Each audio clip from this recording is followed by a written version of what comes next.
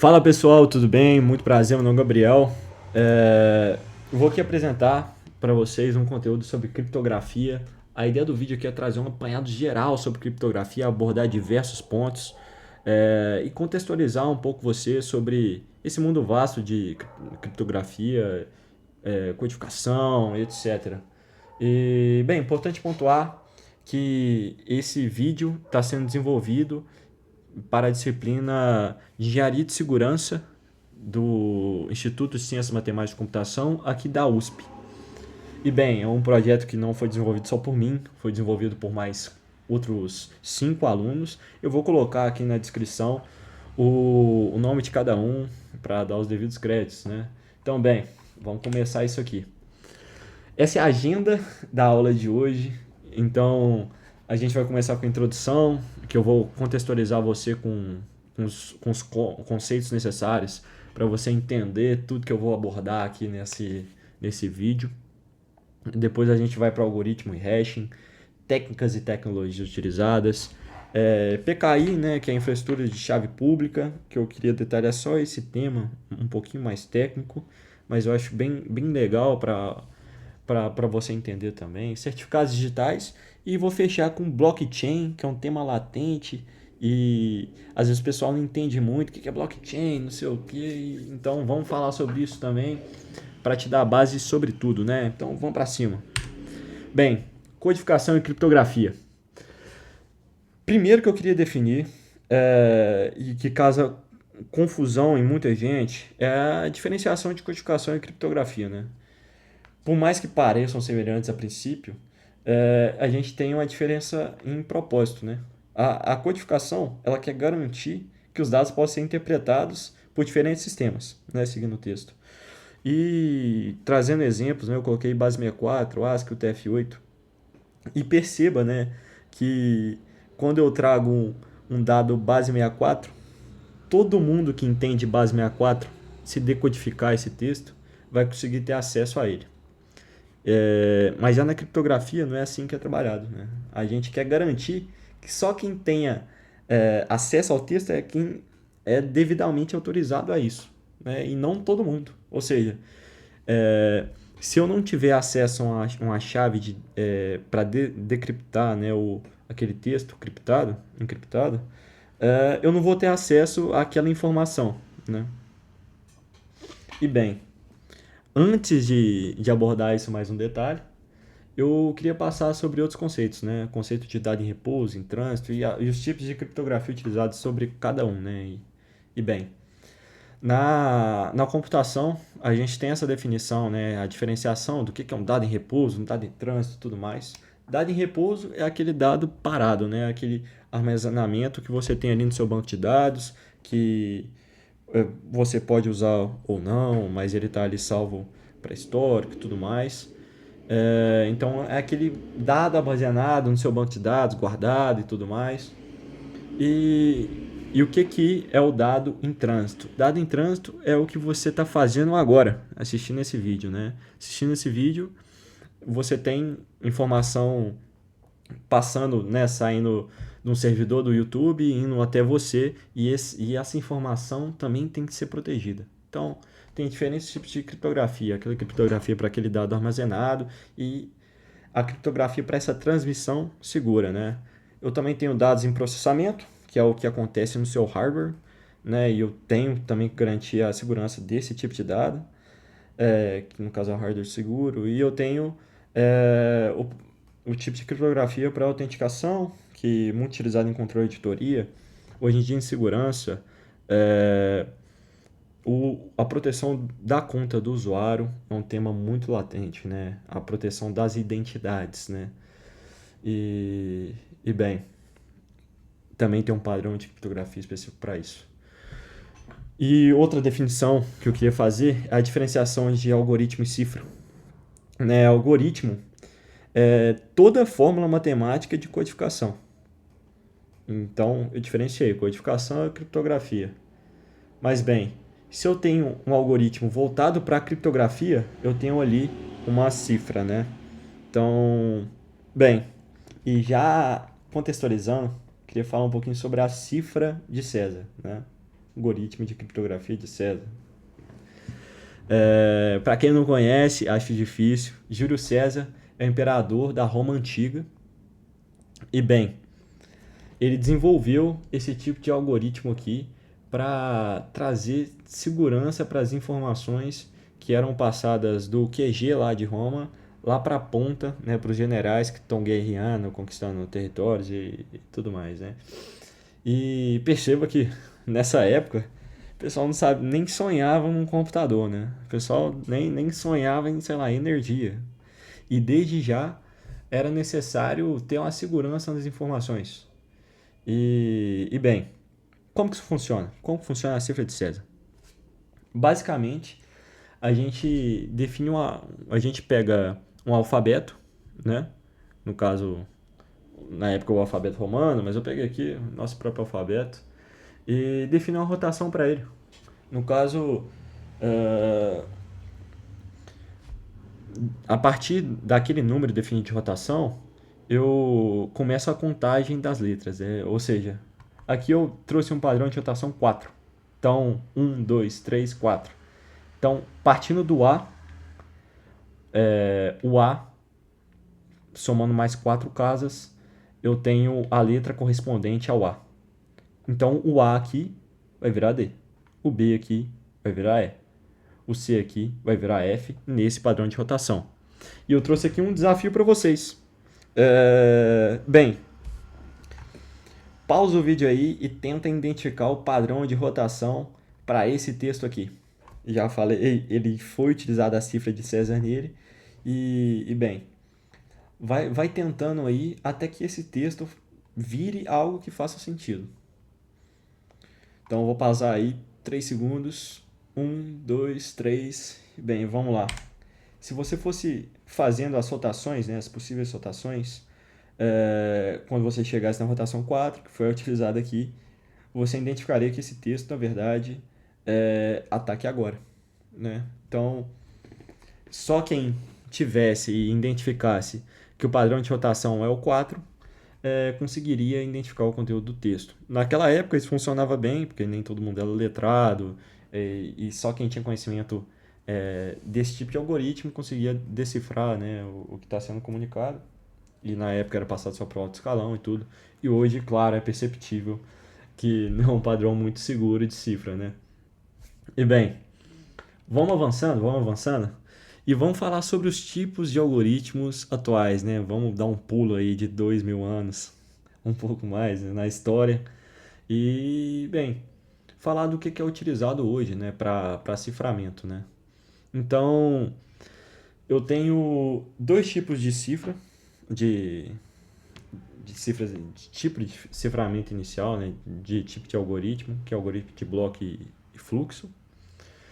E bem, basicamente a diferença entre eles, que é o algoritmo de bloco, ele encripta um bloco de informações e o algoritmo de fluxo encripta informação a informação, né? Então, no caso, o algoritmo de bloco pega um bloco, sei lá, de 128 bytes, falando voltado ao computador, e o algoritmo de fluxo codifica byte a byte.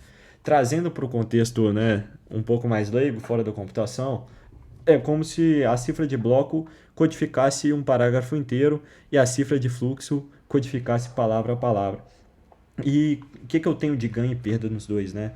Na cifra de bloco, ela é muito menos suscetível a erro por codificar um bloco inteiro de informações, então naturalmente o texto vai ficar mais coeso e ela é mais fácil de implementar, só que ela é mais lenta, né, do que a cifra de fluxo, que já é mais adequada a transmissões em tempo real. E isso aqui já se conecta nos tipos de algoritmo que eu tenho. Então, existem dois tipos de algoritmos principais, né? Os simétricos e os assimétricos. O algoritmo simétrico, basicamente, eu utilizo uma chave, né, para encriptar e decriptar aquela informação. E no algoritmo assimétrico, eu utilizo mais de uma chave. Eu utilizo uma chave pública e uma chave privada para fazer a codificação e decriptação da informação que eu estou naturalmente encriptando. E a diferença entre um e outro, claro, o simétrico, por utilizar só uma chave, a complexidade dele é menor, né? Mas ele é de 100 a 1000 vezes mais rápido que o assimétrico. Então, e no assimétrico, claro, eu tenho a promoção completa do não repúdio, eu tenho uma complexidade muito maior, mas eu também perco em desempenho. Então, um spoiler que é muito utilizado, né, hoje em dia é o casamento dos dois, né? Às vezes eu uso o assimétrico para um approach inicial para estabelecer uma conexão que eu garanto que é segura e depois para os dados em fluxo eu utilizo o simétrico. Então, eu tenho uma ligação aqui. Às vezes, o que é mais utilizado é como cifra de fluxo eu tenho criptografia simétrica, como cifra de bloco eu tenho criptografia assimétrica devido à complexidade de cada um e tudo mais, né? Bem, claro que isso não é regra e tudo, às vezes eu tenho cifra de bloco simétrica, como eu vou apresentar aqui para vocês agora, só que não é muito indicado, questão de segurança. E por que isso? Né? Trazer um exemplo ruim, que é a criptografia AES, que é um padrão seguro, só que especificamente no algoritmo AES-ACB, ela não é muito legal. Por quê? Né? Eu tenho um mapeamento fixo de entrada e saída do bloco, no caso, pelo, pelo que é demonstrado aqui, eu tenho um texto plano, eu entro com a chave para encriptar um bloco de informação, né? Encriptando um parágrafo aqui, e eu tenho a saída, que é o texto encriptado, e para decodificar, eu pego aquele texto encriptado, uso a mesma chave e decodifiquei. Então, pensa que esse aqui é o quem está mandando a informação, esse aqui quem está saindo a informação, e utilizam ambos a mesma chave. Mas qual que é o problema disso aqui? Se o padrão do algoritmo for facilmente identificável, né, você naturalmente identifica padrões sobre ele e consegue identificar assim o conteúdo que foi encriptado. E poxa, é um algoritmo de criptografia. Eu de fora, sem conhecimento da chave, não deveria entender nada. Mas olha aqui, eu tenho essa informação top secret, e ela foi encriptada aqui, obfuscada. No caso, eu alterei os padrões dos pixels e tudo mais, só que visivelmente dá para se identificar um padrão é, de alteração, né? E eu consigo claramente ver o texto utilizado, assim, mesmo sem ter o conhecimento da chave, a partir do algoritmo que foi utilizado, eu consigo ter conhecimento do texto. Como assim, Gabriel? Detalha mais, não estou entendendo nada. Então, e se eu mudar essa chave, né? Vamos mudar essa chave, vamos trazer para diferentes contextos, né? Aqui eu peguei o pinguinzinho do Ubuntu. Então, para quem não conhece, esse é o pinguim do Ubuntu, né? E apliquei o algoritmo numa imagem, só que com diferentes chaves. Dá para identificar o mesmo padrão, né? Eu consigo identificar um pinguim em todas as imagens que foi passado ao algoritmo, e mesmo sem ter acesso às diferentes chaves utilizadas. E isso é muito ruim, né? Eu não tenho segurança no conteúdo que foi utilizado, né? Então, percebe-se que o problema permanece, porque os blocos independentemente criptografados geram saídas determinísticas, né? Eu consigo determinar a saída sem necessariamente ter a chave. Isso quebra o conceito de criptografia. Não faz sentido algum, né? Então, a partir disso, nasce um princípio bem interessante na criptografia, que é o princípio de Kerckhoff, né? Onde ele disse que um sistema de criptografia deve ser seguro, mesmo que tudo sobre o sistema, né, todo o código que foi utilizado sobre o algoritmo, exceto a chave, seja de conhecimento público. Então, aqui, se eu tiver acesso a todo o algoritmo, eu consigo identificar qual que é o resultado disso, né? Às vezes sem ter acesso ao algoritmo, né? Nesse caso. Mesmo sem ter acesso à chave, eu consigo identificar o conteúdo que foi encriptado. E Kerckhoff fala que isso não é o ideal, né? E naturalmente isso não é o ideal. Não é para eu saber o conteúdo de nada por um padrão identificado. E bem, isso dito, amostrado os problemas, principalmente da criptografia simétrica, queria apresentar para vocês alguns algoritmos importantes também para colocar onde é visto, né, criptografia, para não ficar algo meio que jogado, algo que no ar, né, no caso. Onde você utiliza criptografia? Cara, você está utilizando agora. Agora, nesse exato momento, né?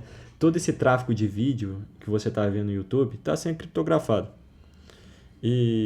Bem, e essa criptografia, ela é um conjunto de tudo que você está vendo na tela, né? Eu trouxe alguns exemplos mais utilizados, mas de tempo em tempo surge um novo padrão criptográfico. Isso é uma corrida, porque cada vez mais o pessoal quer mais segurança, com um maior desempenho. E, bem, começando falando sobre esse padrão de algoritmo assimétrico, o Diffie-Hellman, extremamente utilizado para conexão TLS, extremamente utilizado para conexão VPN. O RSA, que deve ser um dos padrões mais conhecidos no mundo da computação, às vezes até pessoa fora da computação conhece esse tipo de padrão. Também muito utilizado em certificados digitais, né? Quando você vai e vê aquele cadeadinho fechado lá no seu browser, no canto superior esquerdo, né?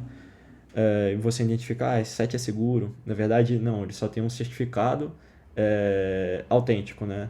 Que muitas vezes utiliza o tipo de criptografia assimétrica RSA. Eu tenho o SCC, que é muito utilizado para dispositivo IoT, Wi-Fi, e eu tenho um casamento do Diffie-Hellman com o SCC, que é o SCC Diffie-Hellman, que é uma criptografia super moderna, que vem substituindo o Diffie-Hellman nas conexões TLS, vem substituindo nas VPNs mais modernas e tudo mais. E também para a questão de contextualização, eu trouxe aqui vários algoritmos simétricos, né? Eu tenho, lá em 77, foi desenvolvido pela IBM, o DES, né? Não preciso nem falar que ele não é utilizado hoje, caiu na obsolescência, né? Do 10 nasceu o 310, né, que eu falo, que é o 3 vezes 10, basicamente o algoritmo, ele é o 10 criptografado 3 vezes, né? Aquele texto passa 3 vezes pelo 10.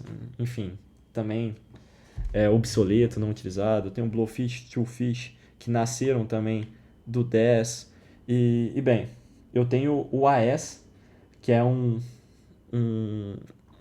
algoritmo muito utilizado em conexões HTTPS, né, para comunicação, criptografia de fluxo, extremamente utilizado até hoje, nasceu em 2001 e hoje ainda é utilizado, né? Eu tenho derivativas dele, eu mostrei aqui para vocês o AES ECB, que é uma variante ruim dele, né, uma variante antiga, mas eu tenho outras, né, que trabalham de uma forma um pouco diferente, muito interessante para quem quiser aprofundar. Posso fazer um vídeo específico disso que eu poderia falar 40 minutos só desse slide aqui, mas só quis trazer aqui para vocês entenderem e contextualizar sobre tipos diferentes de algoritmo, né? E bem, vamos falar de hashing agora. Falamos de criptografia, codificação, agora vamos falar de hash. Gabriel, qual que é a diferença de hashing e bem, por que você trouxe um slide só para ele? O hashing, a gente fala de criptografia de uma via, né? No caso, eu pego o texto plano e eu só criptografo ele. Eu não utilizo nenhuma chave para descriptografar, né? E bem, a princípio isso não parece usual, né? Vou criptografar uma vez e pronto. Nunca mais vou ter o conteúdo do texto. Mas não. Ele é muito utilizado em bancos de dados para armazenagem de informações, porque a partir de uma consulta eu consigo utilizar o algoritmo de hash sobre aquilo que foi consultado e comparar com o hash que está no banco de dados.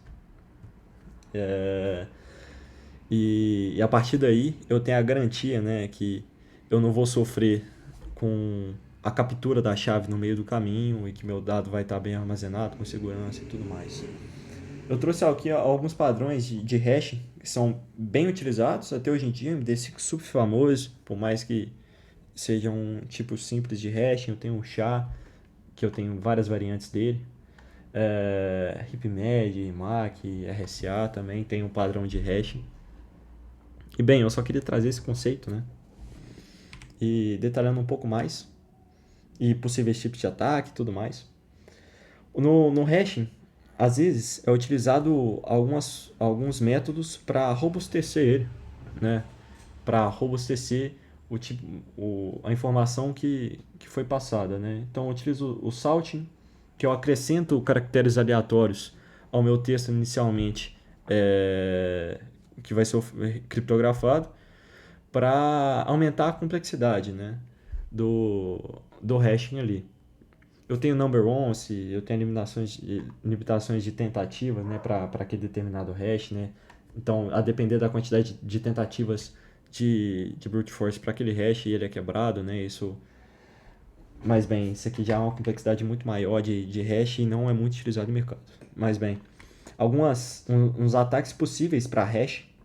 Eu tenho o PSDHash Attack, que é basicamente utilizar o próprio hash capturado, né, aquela informação criptografada para se autenticar, para já utilizar isso direto. E bem, isso funciona só para hashes simples, para hashes complexos isso não é usual. E eu tenho o mais padrão, né, que é o brute force sobre o hash, que eu vou fazer ali várias tentativas, né, de identificação de palavras sobre aquele hash. Como assim, Gabriel? Eu tenho um hash, um hash que é uma informação, né, camuflada, super complexo, né? Eu apliquei um algoritmo sobre uma informação. Na minha própria máquina, eu mantenho uma word list com vários tipos de palavras e eu vou codificando, né, sobre determinado tipo de algoritmo de hash e comparando com aquele hash que eu quero quebrar. Quando eu identificar uma compatibilidade, naturalmente eu quebro o hash e identifico a palavra que foi gerada a partir dele, né? Então, bem, isso é uma contextualização geral de hash. Pode ser mais uma aula específica, se vocês tiverem interesse. E aqui eu trazendo sobre PKI, que é a infraestrutura de chave pública, né? Bem, eu falei sobre chave assimétrica, que, né, eu utilizo mais de uma chave para codificar o conteúdo. E o que é mais utilizado é a infraestrutura de chave pública e privada. Então, na minha máquina, eu tenho uma chave privada e num servidor qualquer eu tenho uma chave pública. Então, quando eu for acessar aquele servidor, ele pega a chave pública dele, casa com a minha privada e inicia a comunicação. E para isso, eu tenho vários tipos de mecanismos, né? O mais conhecido é os certificados digitais, né? Onde eu tenho a autoridade certificadora, que vai gerar o par público-privado para aquele certificado digital, né? Para quando um usuário qualquer estabelecer uma comunicação, ele já definiu o padrão de criptografia daquela sessão, né? E daí eu tenho registros de autoridade, tudo relacionado a esse tipo de criptografia simétrica, né? Eu só queria trazer um contexto geral, né? Eu sei que é complexo, mas bem, só para vocês entenderem que existe, e se alguém quiser se aprofundar mais nesse tema, é bem bacana. E vamos passar para certificados digitais, que é o que eu comecei a abordar ali. Então, onde é utilizado os certificados hoje em dia, né? Certificados é utilizado, no caso, mais uma vez trazendo o YouTube agora. No caso, todo site que tem aquele cadeadinho está utilizando um certificado para estabelecer uma comunicação HTTPS, que é uma comunicação segura, né? Quando você entra num site e ele está falando em HTTPS, você pode ter certeza que seus dados estão sendo criptografados, né? Então, o certificado digital ele garante que qualquer cliente, né, qualquer pessoa que acesse o seu site possa ter uma comunicação segura. Então, basicamente, você acessa o site, o certificado digital, né, ele te manda uma chave pública e casa com a privada dele, e a partir daí estabelece uma comunicação de fluxo, né? Aí passa uma chave simétrica e começa a criptografar por chave simétrica, mas inicialmente utiliza esse parassimétrico que por ele é gerado. Eu sei que ficou um pouco complexo, mas esse é uma generalização de certificado digital, uma generalização de como funciona o HTTPS na maioria dos sites. E bem, finalizando aqui, vamos falar sobre blockchain. Falar blockchain, o pessoal comumente associa uma cifra, né? Uma cifra de criptografia, mas não. É uma tecnologia descentralizada que ela utiliza de criptografia para registrar transações em blocos. Então, blockchain é muito mais complexo do que só utilizar um algoritmo, né? E a aplicação dele é diversa, né?